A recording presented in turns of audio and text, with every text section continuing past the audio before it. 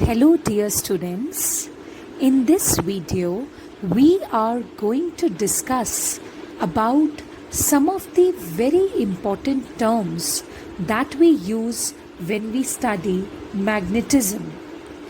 So to begin with, we are going to study magnetic field strength. This is also known as magnetic field induction or magnetic flux density, and we denote this term by the symbol B. So to understand the physical significance of B, what is B? Okay, we need to study the Lorentz force equation. We know that if there is a region of magnetic field over somewhere, okay, see, B is not magnetic field. B is magnetic field strength. And please remember, field and field strength are two different concepts.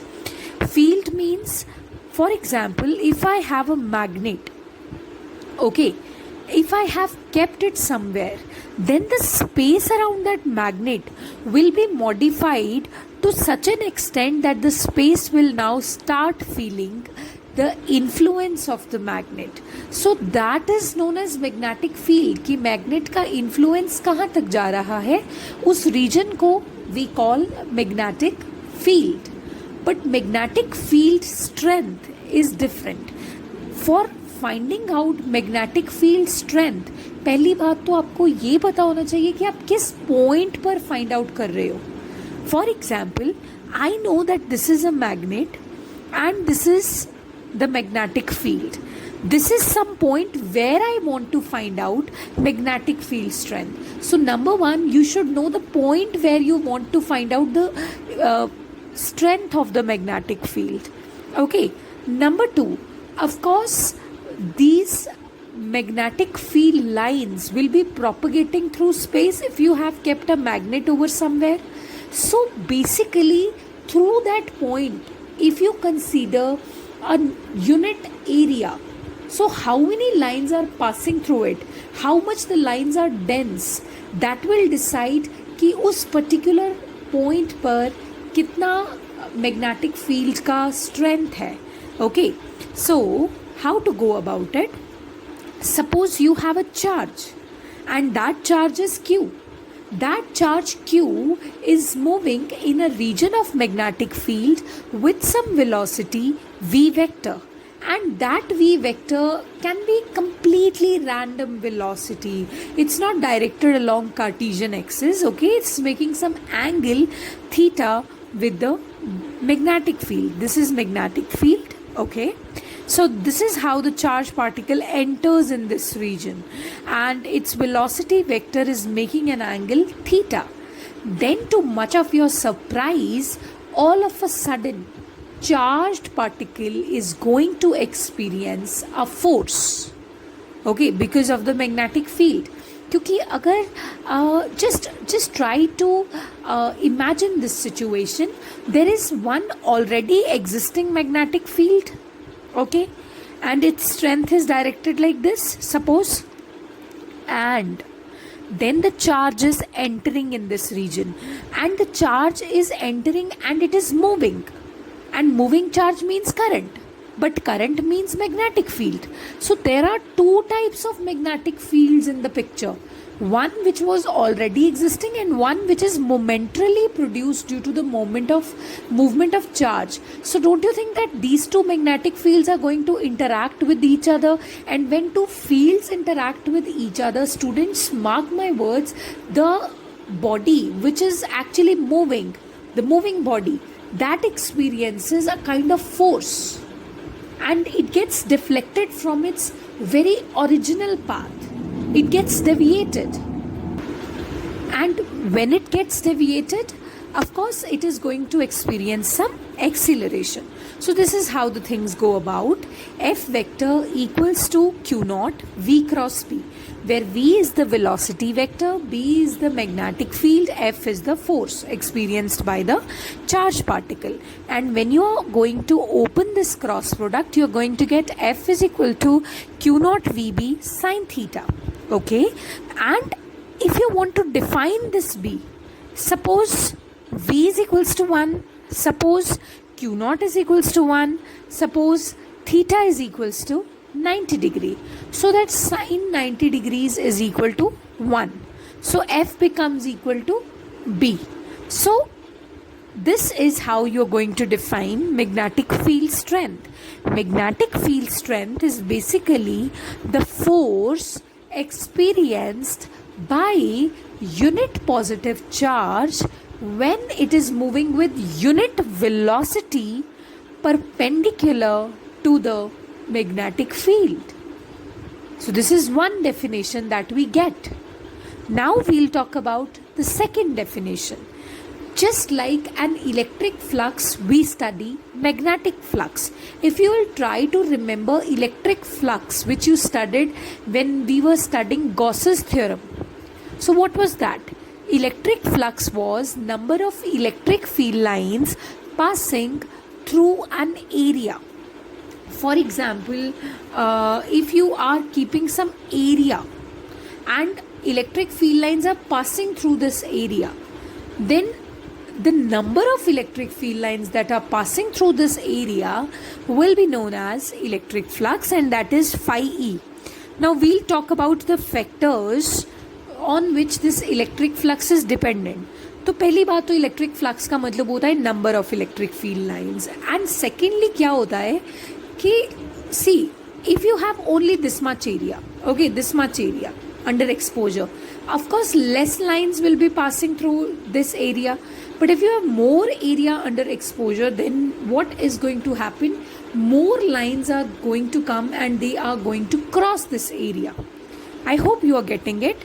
If the area is this much, lesser number of lines will be passing, so lesser flux. If the area is more, so more number of lines will be passing, and eventually more will be the electric flux. So it would not be wrong to say that electric flux is directly proportional to the area under consideration. Okay, and next is electric flux means number of electric field lines passing. तो और किसके proportional हो सकता है ये? Electric field की strength के. अगर इलेक्ट्रिक फील्ड का स्ट्रेंथ ही नहीं है तो आप कैसे एक्सपेक्ट कर सकते हो कि ओरिजिनल सोर्स से नंबर ऑफ लाइन ज़्यादा आ रहे होंगे? No, if the strength of electric field is more, this means more number of electric field lines will be passing through the source. This means there is a huge possibility that more number of electric field lines are passing through this area. So eventually it is directly proportional to the strength of electric field as well. Okay, but now if you keep area fixed, if you keep electric field fixed, लेकिन आप क्या करते हो? Area का orientation change कर देते हो. rather than having this area, you simply change the orientation of this area. तो क्या होगा कि पहले जो नंबर ऑफ लाइन्स पास कर रहे थे बहुत ज़्यादा, so now most of them will cross above the area and they will not be able to penetrate in that area which is held like this. So basically what am I trying to tell you? That not only electric field and area decide electric flux, but the orientation of that area also decides electric flux. Okay, so what is going to happen? Phi E will be directly proportional to cos theta also, where cos theta is the component, theta is the angle existing between these things like area vector and electric field vector. I told you people that area is not a vector actually.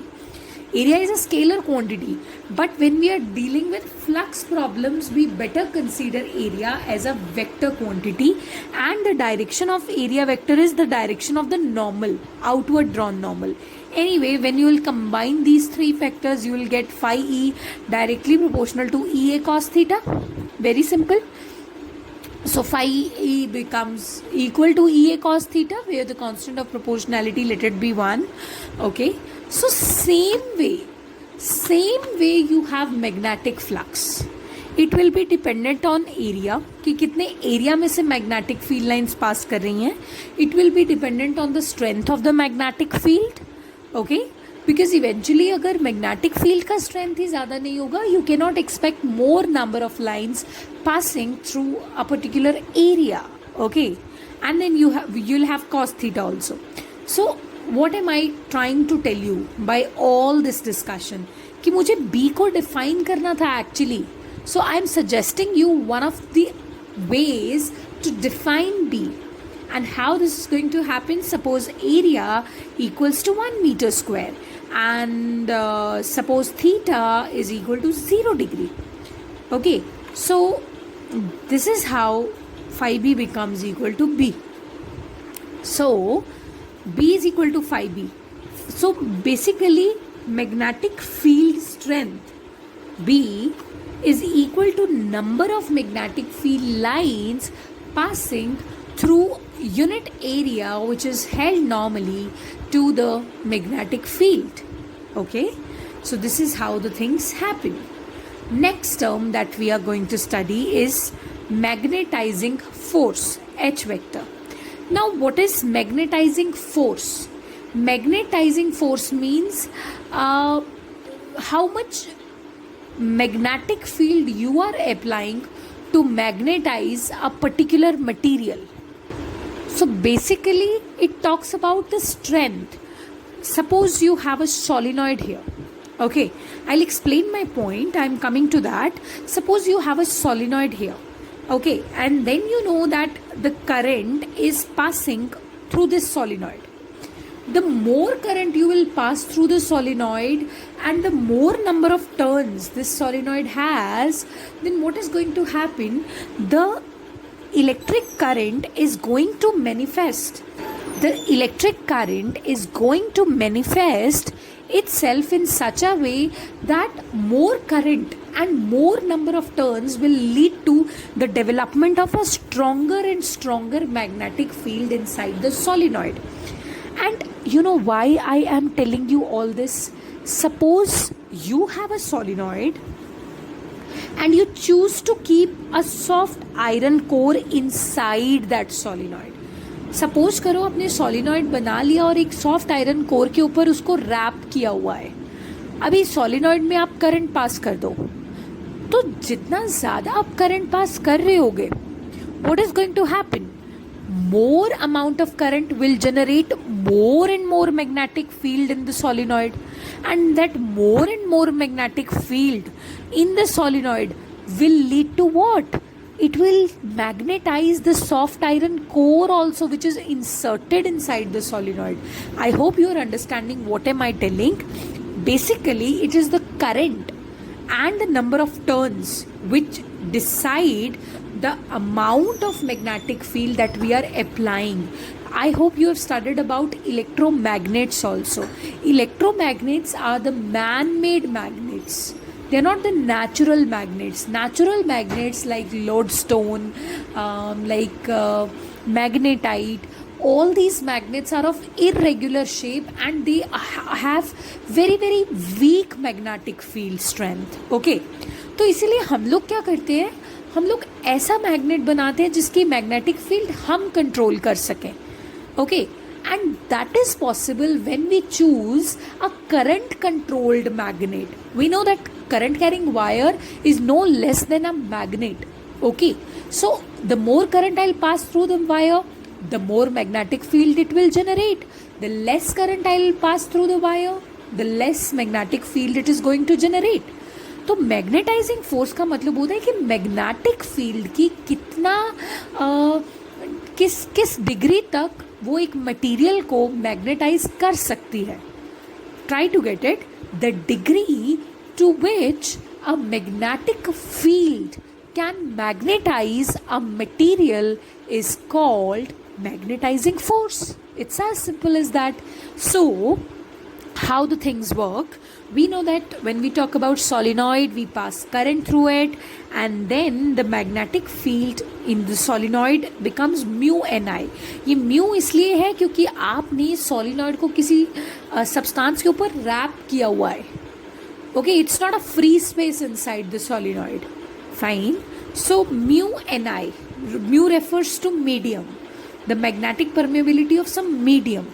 So this ni is a different quantity, because this ni is something which is actually telling you कि आपने अपनी तरफ से soft iron core को कितना magnetic field apply किया, क्योंकि आप सिर्फ करंट ही कंट्रोल कर सकते थे.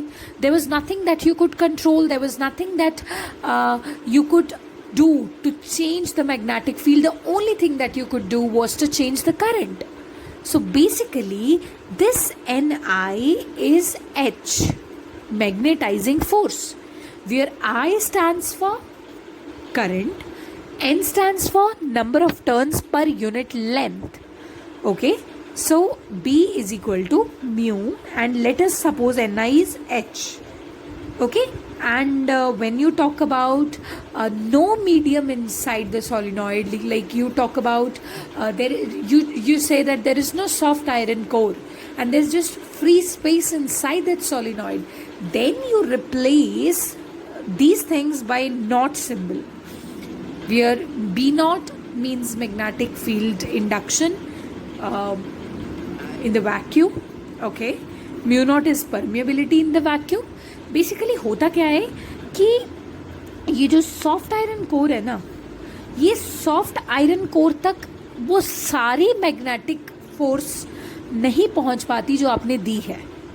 आपने आई करंट सेंड आउट किया, okay, and that current I is of course generating magnetic field, magnetic flux, but it's not that 100% of that flux is entering in this soft iron core also.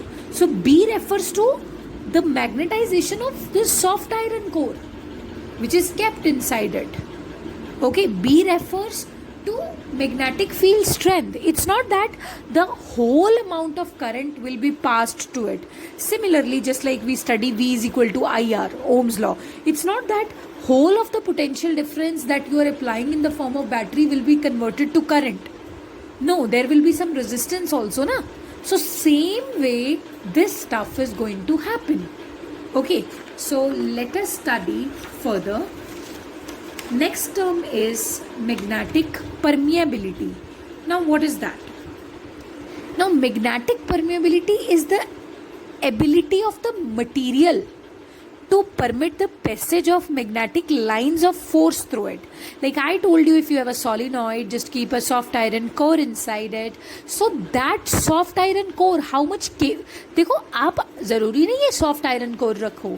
You can use nickel, you can use cobalt. So what my point is, the material that you are using inside that solenoid, how much that material is capable of permitting the magnetic field lines. As an example, this is solenoid, this is soft iron core. I know that I am sending out current to this solenoid, and that current is in turn producing a magnetic field which is known as magnetizing force.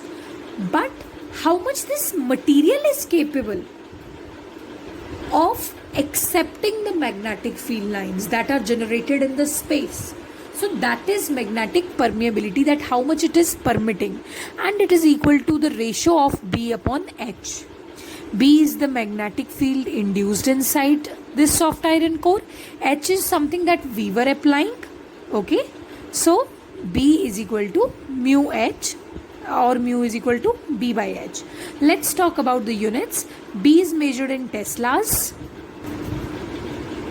and then what about the units of H? H was equal to Ni. So I is ampere, and this is number of turns per unit length. Number of turns की कोई unit नहीं होती. It's 5, 6, 7 number of turns per unit length. So ampere per meter is the unit of H. So mu got the units Tesla meter per ampere. When you talk about relative permeability, it is a ratio of B and B naught. B is the magnetic field induction in a medium. B naught is the magnetic field induction in some vacuum. Okay. So after that, next term is intensity of magnetization. Now, what is intensity of magnetization? Intensity of magnetization talks about the extent to which a material is magnetized, and this is equal to magnetic moment per unit volume. Magnetic moment is pole strength into area upon volume is area into length. So a magnet has a length equal to 2L, and this is center O, this is distance, this is L, and this is L again. So this is how you define intensity of magnetization. But now you might be thinking that very easily I defined these terms, but is there some way to logically connect with them? See, for the first few terms, I told you the way to logically connect with them. You need to suppose you are sending out current in some solenoid, and what else is happening is just before you. But for this term, intensity of magnetization, how to relate with it, I'll give you a way. You need to understand a basic analogy. I'll tell you what am I doing now. Suppose you have a positive plate here. I'll talk about electric field and then I'll switch to magnetic field. Okay. And this is negative plate. So this means positive and negative plates, what are they having? They are having an electric field in between them. Okay. Suppose you keep a dielectric or some material over here. Right? The material which is capable of polarization and all. So I hope you are understanding.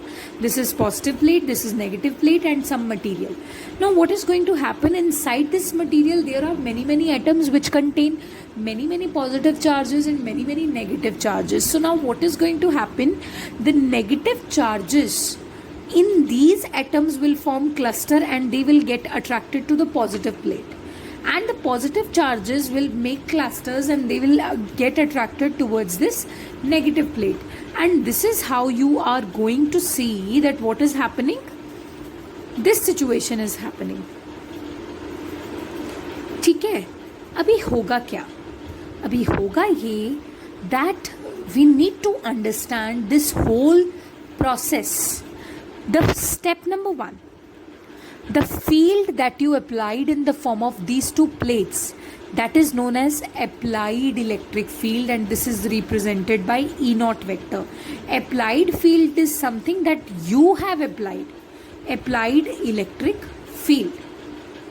Okay. Step number 2. Due to this applied electric field, the clusters were formed, negative charges were here, positive charges were here. You know that. But due to this applied electric field, what exactly started happening? अंदर ही अंदर material के एक अपना ही electric field create हो गया जो कि positive to negative circulate कर रहा है. Okay, so this is another electric field which has been created inside that material only, and this is E1 vector. This E1 vector is the induced electric field. Okay, which has been induced due to the applied electric field. Now, of course, applied electric field is more in amount. Next stuff that we are going to understand is step number 3. Step number 3 talks about the resultant electric field. You know that applied electric field is in this direction. Induced electric field overall is in this direction. तो ये दोनों, और electric field क्या होती है? Electric field तो force होती है, force experience per unit charge. So these are the two forces that are acting in opposite directions. Okay, so when this stuff is happening, the overall electric field will be equal to E naught vector minus E1 vector. I hope it's clear. After that, step number 4. लेकिन ये सारी process में हुआ क्या? ये सारी process में छोटे छोटे इलेक्ट्रिक डाइपोल्स क्रिएट हो गए. सो there was a dipole moment also. There was a dipole moment also. But now my task is to check how much my electric field, applied electric field, has actually electrified the material. मैंने इस material को electric field में रखा, लेकिन ये कितना electrify हुआ होगा ये मुझे कैसे पता चलेगा? यहाँ पे डाइपोल्स काफ़ी सारे बन चुके हैं. If I check out what is the dipole moment induced per unit volume, I get to know how much this material is facing the impact of electric field, because this is the electric field only which has induced dipoles in the material. Okay, so that way, that is known as polarization, capital P, and that polarization is equal to dipole moment induced per unit volume. That will tell me how much this has electrified my material. Okay, it's clear. Now I am going to relate this stuff with magnetic field. You'll be surprised to see what all you have studied is going to come just now in front of you in the form of magnetic field. Okay? Field. So, how you are going to understand this? Suppose you have a material here and this is the magnetic field. वैसे तो आप currents की form में apply कर रहे हो, but I am just explaining that the currents are circulating. Anyway, so just like the material have charges ना, देखो materials की properties होती हैं. पहली property mass, due to which they exert gravitational force on each other. Second property charge, due to which they exert electrical force on each other. Third property poles, due to which they exert magnetic force on each other. I hope it's clear. It's just dependent upon the property which predominates the other properties, and that's how the forces eventually begin. Okay, so suppose you have a south and north here, south and north here, south and north here. ये ना actually ऐसे बनते नहीं हैं. I am just explaining that atoms move. Okay, and when atoms move, they create this sort of magnetic field. So like this. So we know that outside the magnet the field moves from north to south. Okay, so this is applied magnetic field, and applied magnetic field is in the form of current, I told you. So that is H. That is step number 1, applied magnetic field, because more the current you will pass, more magnetic field you will see. Now step number 2, inside the magnet, inside the material, the field always goes from south to north. So this is the direction of, you will say induced magnetic field. This is the direction of induced magnetic field. This induced magnetic field is named as BM. Okay, this has been produced due to the magnetization of the material. Now step number 3, ये BM आपने नहीं पढ़ा है अभी. You have studied B. That B is overall magnetic field. Overall magnetic field अभी material बहुत strength feel कर रहा है, because inside it also there has been an induction of magnetic field, and it is getting this magnetic field also. So both of them are reinforcing each other, unlike the case of electric field. So both will be added up. So B, overall B will be equal to H plus I, which is in that I'll explain later. So H plus BM you can say, or B naught plus BM, the applied magnetic field, and then this induced magnetic field. Applied magnetic field can be written as H. Anyway, after that, what you are seeing that magnetic dipoles have been produced, south and north, south and north, south and north. So magnetic dipoles have been produced. So that means we'll talk about magnetic dipole moment, capital M vector. Now the task is to check कि मैंने जो magnetic field apply किया था उसने overall material को कितना magnetize किया है. Okay, so that can be done when you do you check the intensity of magnetization, that the magnetic field that I applied, how much it changed the material, and this is going to be magnetic moment per unit volume. The same way, see, the steps are so linked. I hope it has given you a way to remember. And then last is that is susceptibility. Magnetic susceptibility is chi m. Okay, it is chi m. It talks about the ease with which all this stuff has happened. Basically it talks about both the factors. देखो यहाँ पे दो चीज़ें हैं.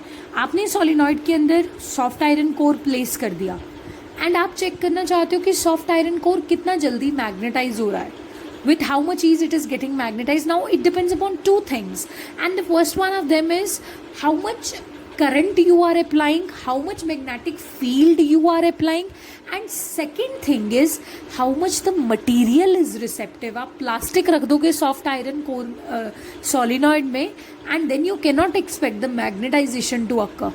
Which material you are choosing, what is the intensity of magnetization over there in the material, how easily the material gets magnetized, and how much magnetic field you are applying. These both factors decide how much this whole with how much ease this whole process occurs, and this is known as chi m, magnetic susceptibility, and magnetic susceptibility is equal to I upon H. I is intensity of magnetization and H is this your applied magnetic field, you can say magnetizing force. So abhi just check the units. I was equal to magnetic moment per unit volume. Magnetic moment was equal to pole strength into area. Pole strength into area, and it had the units ampere meter square. Volume had the units meter cube. So this cancels, meter square. Ampere per meter are the units of I, and I told you already that H also has units amperes per meter. So basically both the units are same and they'll cancel out each other. So magnetic susceptibility is a unitless quantity. It's a unitless quantity. Thank you.